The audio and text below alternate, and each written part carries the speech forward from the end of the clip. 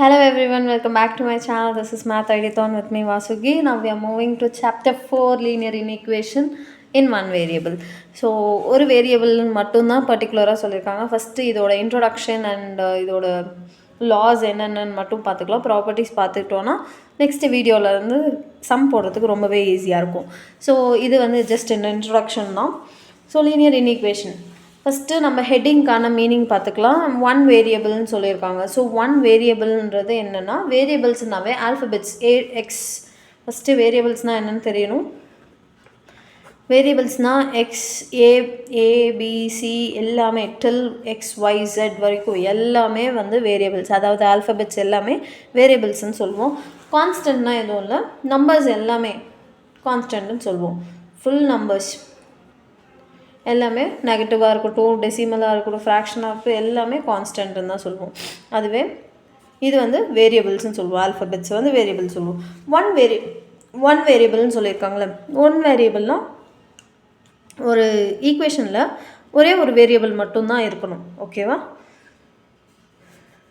ஒரு வேரியபிள்னால் ஏ மட்டும்தான். அந்த ஈக்குவேஷனில் கம்ப்ளீட்டாக ஒரே ஒரு வேரியபிள், அதாவது ஏ இருக்கலாம், இல்லை நான் பி எடுக்கலாம், ஒய் இருக்கலாம், எக்ஸ் இருக்கலாம், எது வேணால் இருக்கலாம். ஓகேவா? ஸோ இதுதான் ஒன் வேரியபிள்.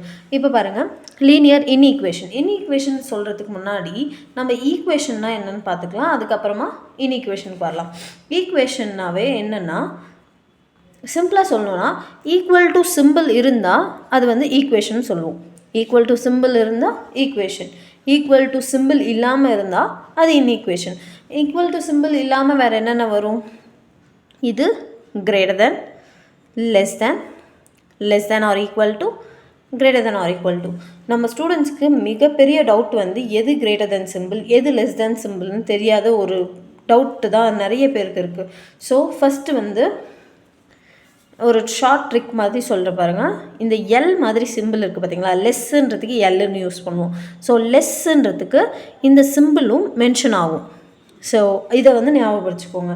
ஸோ இது வந்து லெஸ்ஸர் தேன், இந்த சிம்பிள் வந்து லெஸ்ஸர் தேன். இது கீழே போட்டால் lesser than or equal to, இதுதான் வந்து மீனிங். ஸோ இது வந்து கிரேட்டர் தேன், இது லெஸ்ஸர் தேன், இது வந்து lesser than or equal to, இது வந்து greater than or equal to. இதுதான் சிம்பிள்ஸோட நேம். ஓகேவா? இந்த சிம்பிள்ஸோட நேம்ஸ் கிளியராக இருங்க. ஃபஸ்ட்டு எனக்கு ஒன்றே ஒன்று மட்டும் ஞாபகம் வச்சுக்கோங்க. ஒன்று ஞாபகம் வச்சுட்டா மற்ற எல்லாம் ஈஸியாக வந்துடும். இதுக்கு எல் மாதிரி இருக்கிறதுக்கு பேர் லெஸ்ஸர், அது மட்டும் ஞாபகம் வச்சுக்கோங்க. Lesser than or equal to. மற்றதெல்லாம் ஆப்போசிட் சிம்பிளில் வந்துச்சுன்னா greater than or equal to. இது மட்டுமே தெரிஞ்சால் போதும். ஸோ இன்ஈக்வேஷன்ஸ்னால் என்னது? ஈக்குவல் டு சிம்பிள் இல்லாமல் மற்ற 4 சிம்பிள்ஸ்க்கும் பேர் வந்து இன்ஈக்வேஷன்ஸ். ஓகேவா? இது கிளியராக இருக்கும்னு நினைக்கிறேன். இப்போ லீனியர்னால் பாருங்கள். லீனியர்னால் ஃபஸ்ட்டு இன்ஈக்வேஷன்ஸ் பார்த்தாச்சு. இப்போ லீனியர்னால் என்ன மீனிங்னு பார்க்கலாம். லீனியருக்கு ஃபஸ்ட்டு ஒரு நேம் வந்து ஸ்ட்ரெயிட்டுன்னு சொல்லுவாங்க. ஸ்ட்ரெயிட்டுன்னு இருக்குது ஒரு மீனிங். இன்னொரு மீனிங் வந்து என்னென்னா, இது கிராஃப்லலாம் லீனியர் கிராஃப் அப்படின்னு சொன்னால் ஸ்ட்ரெயிட் லைன் கிராஃப் அப்படின்றது தான் மீனிங்.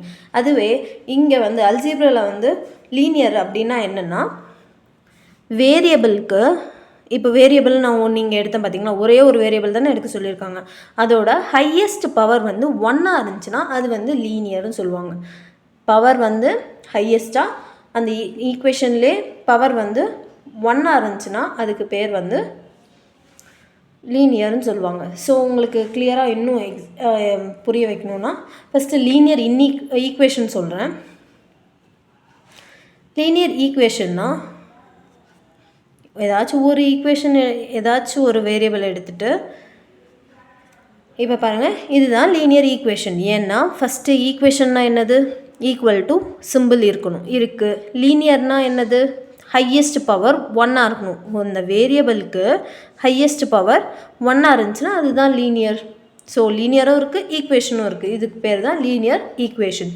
So linear இன்ஈக்வேஷன்னா